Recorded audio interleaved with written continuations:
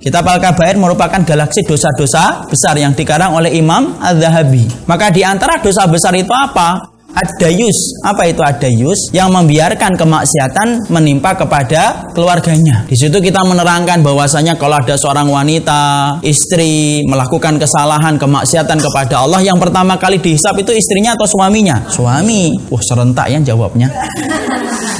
Yang ditanya adalah suami. Sebagaimana ketika ada seorang istri yang tidak menutup aurat dan lain sebagainya, maka yang dihisab itu pertama kali adalah sang suami. Maka Masya Allah ketika habis kajian, saya siap-siap untuk pergi ke motor untuk kemudian melakukan atau melaksanakan dakwah berikutnya. Sang ikhwan tadi nemuin netes air matanya, padahal badannya juga atletis.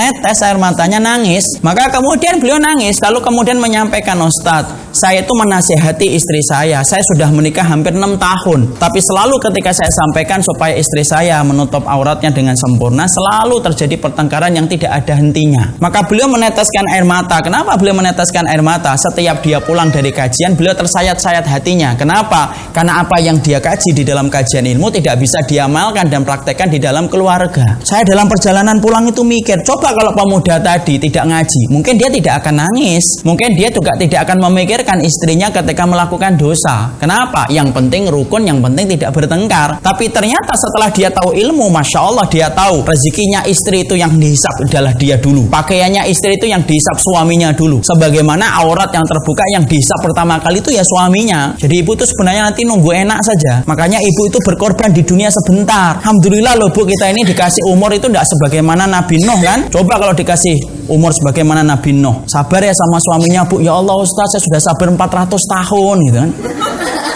Tapi karena umur kita pendek, Masya Allah, sesungguhnya Allah itu memberikan kenikmatan yang besar. Sebentar saja, tapi kemudian Masya Allah, urusan hisab itu nanti pertama kali sang suami. Masya Allah, saya kemudian mengatakan, ya Allah, coba kalau ikhwan tadi tidak belajar, mungkin santai. Ketika dia melihat istrinya semacam itu, yang penting dalam keluarga tidak ada pertengkaran, selesai. Karena kita selalu mengejar kata harmonis di hadapan manusia, tetapi kadang-kadang kita lupa bahwasanya kita ini harus memantaskan keluarga kita di hadapan Allah. Disitulah kita mendapati sebuah pelajaran penting, Masya Allah ya. Ternyata dalam kehidupan kita menata diri supaya kita dicintai oleh Allah, itu jangan pernah kita itu punya anggapan kalau dicintai oleh Allah itu sama kayak dicintai suami. Kalau kamu suami saya itu cinta sama saya, belikan saya ini dong, belikan saya itu. Itu kan tuntutan istri kalau merasa dicintai sang suami. Supaya kita tidak salah kemudian memaknai cinta kita di hadapan Allah. Karena apa? Kalau bapak dan saya, ibu dan saya sepakat bahwasanya hidup kita perlu dicintai oleh Allah, tolong ya,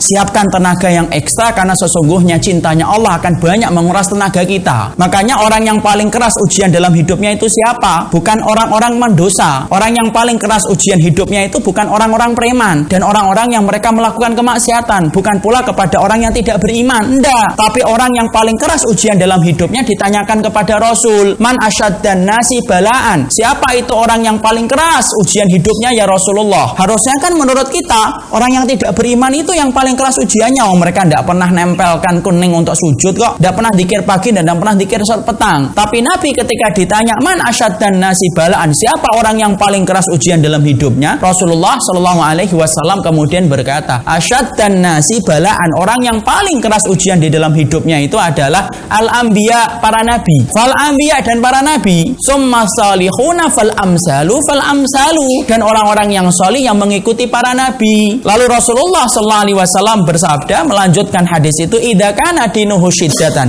kalau kemudian agamanya itu kuat, ubtuliya syiddatan, semakin kuat dia itu beriman, semakin kuat ujian yang Allah timpakan kepadanya. Fa in kana dinuhu riqqatan, kalau kemudian agamanya itu ringan, benar, maka dia itu akan diuji berdasarkan ringannya iman yang dia miliki di dalam hatinya dan jiwanya. Kita tidak boleh lalu mengatakan, ya sudahlah saya beriman yang ringan aja supaya ujiannya ringan. Salah. Karena apa? Kalaupun kita beriman dan ujian itu berat, pertolongan Allah itu lebih besar daripada ujian yang Allah berikan. Tapi kita harus siap. Siapapun mereka yang telah ingin mengkoreksi dalam hidupnya, dia ingin betul bagaimana hidupnya itu dicintai oleh Allah dan dicintai oleh Sang Khalik, tolong ya persiapkan tenagamu supaya tenagamu itu betul-betul ekstra menghadapi setiap ujian yang Allah berikan, karena dicintai oleh Allah beda dengan cintai oleh makhluk.